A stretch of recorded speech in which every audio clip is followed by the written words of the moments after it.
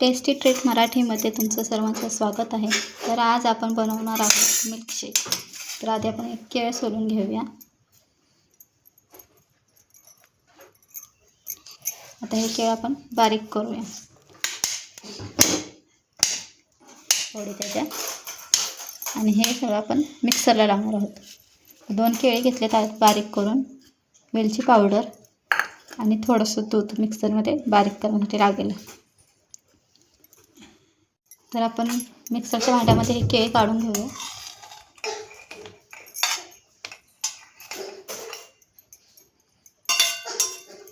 आणि यामध्ये थोडंसं दूध घालूया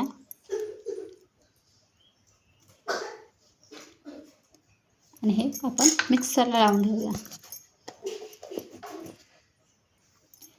आपण हे बारीक करून घेतलेलं आहे असं।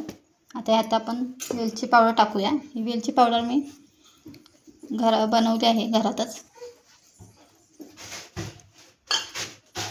मी आज 2 वेलच्या घेतल्यात, साखर घेतली आणि ते बारीक वाटून घेतले। तर आता आपण यात साखर टाकूया। तुम्हाला जेवढं गोड हवं आहे तेवढं तुम्ही घेऊ शकता।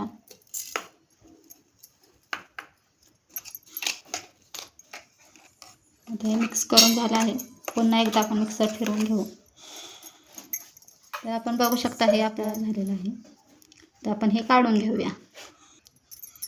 तर आपण ह्याच्यामध्ये थोडं थंड दूध ओतूया आणि हे झालं आहे आपलं तयार मिल्कशेक। आता आपण हे मिक्स करून घेऊया छान।